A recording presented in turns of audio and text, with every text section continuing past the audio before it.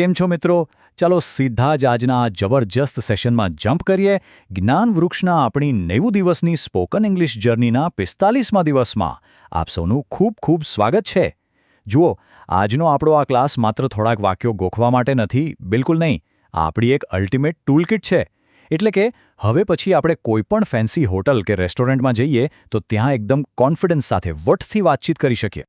શું ક્યારે તમારી સાથે એવું બન્યું છે? તમે કોઈ સરસ મજાની રેસ્ટોરન્ટમાં જમવા બેઠા છો. ત્યાં વેટર તમારી પાસે આવીને ફટાફટ અંગ્રેજીમાં કંઈક પૂછી લે અને આપણે એકદમ બ્લેન્ક થઈ જઈએ, નર્વસ થઈ જઈએ. સાચું કહેજો હં? અને હા, આ એકદમ નોર્મલ છે.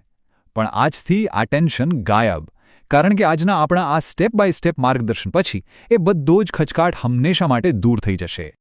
તો આજે આપણે શું શીખીશું? આપણો રોડમેપ એકદમ ક્લિયર છે. પહેલું, રેસ્ટોરન્ટમાં પ્રવેશ અને બેઠક વ્યવસ્થા. બીજું, નમ્રતાપૂર્વક ફૂડ ઓર્ડર કેવી રીતે આપવો. ત્રીજું, જમતી વખતે કંઈક જોઈએ તો શું કહેવું. ચોથું, બિલિંગ અને પેમેન્ટ. પાંચમું, એક શોર્ટ ડાયલોગ પ્રેક્ટિસ કરીશું. અને છેલ્લે આપણું હોમવર્ક. એકદમ શરૂઆતથી લઈને બિલ ચૂકવીએ ત્યાં સુધીની આખી પ્રોસેસ આપણે માસ્ટર કરવાની છે. ચાલો શરૂઆત કરીએ સ્ટેપ 1થી. Entry and sitting.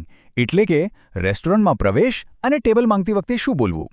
જ્યારે આપણે દરવાજો ખોલીને અંદર જઈએ ને, ત્યાંથી જ આપણી ફર્સ્ટ ઇમ્પ્રેશન પડવાની શરૂ થઈ જાય છે. તો હવે આપણે આપણી ફેવરેટ ગુજરાતી ઇંગ્લિશ મેથડનો ઉપયોગ કરીશું. તમારે ધ્યાનથી સાંભળવાનું છે અને પછી મારી સાથે મોટેથી બોલવાનું છે. રેડી? પહેલું વાક્ય, do you have a table for 4? એટલે કે શું 4 લોકો માટે ટેબલ ખાલી છે? ચલો સાથે બોલીએ. Do you have a table for 4? ખૂબ સરસ. બીજું, we would like a table for 2 please. અમારે 2 લોકો માટે ટેબલ જોઈએ છે. હવે તમે રિપીટ કરો. We would like a table for 2 please. Perfect. ત્રીજું, could we sit by the window? શું અમે બારી પાસે બેસી શકીએ? ફરી એકવાર, could we sit by the window? અને જો પહેલેથી બુકિંગ કરાવ્યું હોય તો, I have a reservation under the name of Rahul.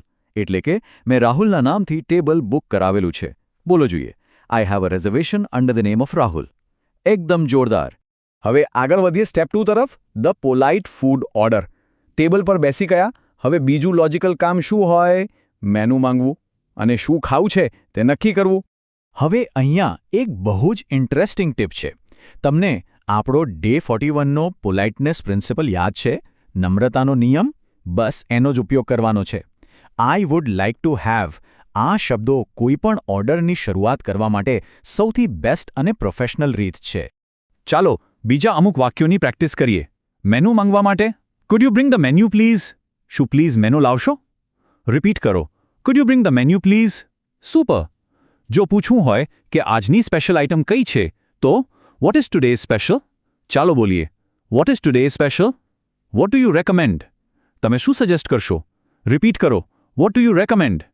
અને જો વિચારવા માટે હજુ થોડો ટાઈમ જોઈતો હોય તો, we need a few more minutes two decide. એટલે કે અમને નક્કી કરતા થોડી વાર લાગશે. બોલો, we need a few more minutes two decide. Very good. ઘણીવાર આપણે જમવાનું આપણી રીતે બનાવડાવવું હોય છે, રાઈટ? તો આપણો પ્રોફેશનલ ટોન જાળવી રાખીને આપણે કહી શકીએ, make it slightly spicy please. એટલે કે થોડું તીખું બનાવજો પ્લીઝ. અથવા જો સ્વામિનારાયણ કે જૈન ફૂડ ખાતા હોઈએ તો, નો અનિયન્સ એન્ડ ગાર્લિક પ્લીઝ. ડુંગળી અને લસણ વગર બનાવજો પ્લીઝ. છે ને એકદમ સિમ્પલ. હવે આવીએ સ્ટેપ 3 પર, નીડ્સ ડ્યુરિંગ ધ મીલ. જમવાનું આવી ગયું છે, પણ વચ્ચે અચાનક કંઈક એક્સ્ટ્રા જોઈએ અથવા કોઈ ભૂલ થઈ હોય તો એને કેવી રીતે હેન્ડલ કરવું. અહીંયા એક બહુ મોટો રૂલ છે અને આ બહુ જ ઇમ્પોર્ટન્ટ છે. ક્યારેય પણ આખી રેસ્ટોરન્ટ સાંભળે એમ વેટરને કમ હિયર કે ઓય કહીને બૂમ નથી પાડવાની કે આંગળીથી ઈશારો નથી કરવાનો. એ બહુ રૂડ લાગે છે. આપણે હંમેશા માત્ર એક જ સ્માર્ટ અને નમ્ર શબ્દ વાપરવાનો છે, એક્સક્યુઝ મી. બસ, બીજું કંઈ જ નહીં. ધારો કે હવે કંઈક જોઈએ છે તો શું બોલીશું? ચાલો પ્રેક્ટિસ કરીએ. Could I get some extra onions? શું થોડી એક્સ્ટ્રા ડુંગળી મળશે? રિપીટ કરો. Could I get some extra અનિયન્સ?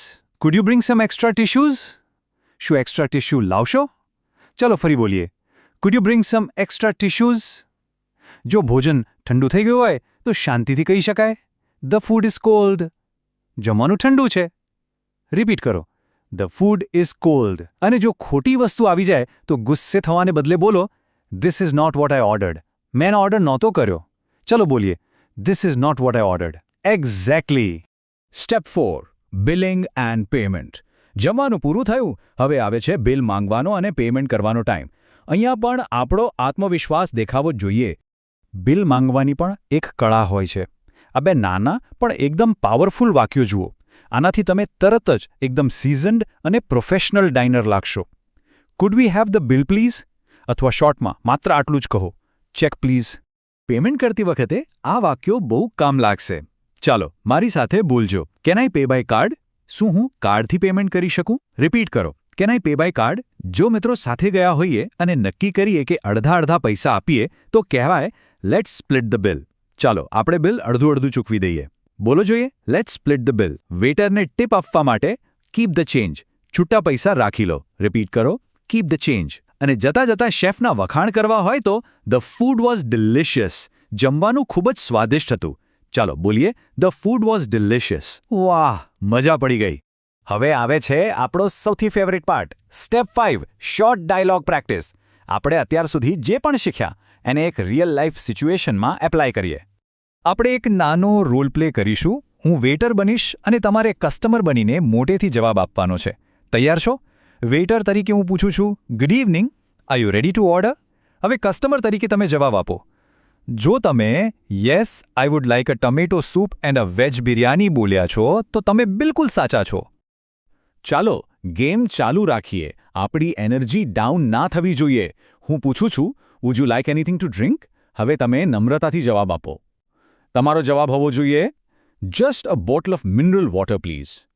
અને આ છેલ્લો રાઉન્ડ, જમ્યા પછીનો સીન. હું બિલ આપતા કહું છું, here is your bill, how would you like to pay? હવે પેમેન્ટ અને વખાણ બંને એક સાથે કરો. બિલકુલ સાચું, I'll pay by card, the food was really delicious. અદ્ભુત. તમારું પ્રોનન્સિએશન અને કોન્ફિડન્સ ખરેખર જોરદાર છે. છેલ્લો સ્ટેપ, સ્ટેપ 6 આજની ડેલી ચેલેન્જ અને હોમવર્ક. આપણે જે શીખ્યા છીએ એને કાયમ માટે મગજમાં ફિટ કરવા માટે આ ટાસ્ક બહુ જ જરૂરી છે. તો કોઈએ હોમવર્ક સ્કીપ નથી કરવાનું. અહીં એક નાનકડી ક્વિઝ છે. પ્રશ્ન 8, વેટરને બોલાવવા માટે કયો વિકલ્પ સૌથી બેસ્ટ અને નમ્ર છે? એ, બી કે સી? પ્રશ્ન 2, બિલ માંગવા માટે સાચો વિકલ્પ કયો છે? વિચારો અને ફટાફટ આના સાચા જવાબો નીચે કોમેન્ટ સેક્શનમાં લખીને મને જણાવો. જોઈએ કોને આપણા શિષ્ટાચારના નિયમો બરાબર યાદ રહ્યા છે. અને આ છે તમારું બીજું હોમવર્ક. અહીં 5 ગુજરાતી વાક્યો આપેલા છે. તમારે જાતે આનું અંગ્રેજીમાં ભાષાંતર કરવાનું છે અને કોમેન્ટ્સમાં પોસ્ટ કરવાનું છે. આપણી 90 દિવસની કમિટમેન્ટ પૂરી કરવા માટે આ પ્રેક્ટિસ ગેમ ચેન્જર સાબિત થશે. હવે આવે છે આજની સૌથી મોટી પ્રેક્ટિકલ ચેલેન્જ. તમારે શું કરવાનું છે? અરીસાની સામે બેસી જાઓ અને પૂરી 3 મિનિટ સુધી રેસ્ટોરન્ટમાં ઓર્ડર આપતા હોય એવી જાતે જ મોટેથી એક્ટિંગ કરો. હા, સાંભળવામાં કદાચ થોડું રમૂજી લાગે, પણ ટ્રસ્ટ મી, આ ફિઝિકલ મિરર એક્ટિંગ કરવાથી તમારા અવાજનો આત્મવિશ્વાસ એટલો વધશે કે બોલવાનો બધો જ ડર ગાયબ થઈ જશે. તો મિત્રો, ફાઇનલ પ્રશ્ન, શું આજે રાત્રે જમવા જતી વખતે આપણે અંગ્રેજીમાં ઓર્ડર આપવા માટે તૈયાર છીએ? મને પૂરો વિશ્વાસ છે કે તમારો જવાબ હા જ હશે.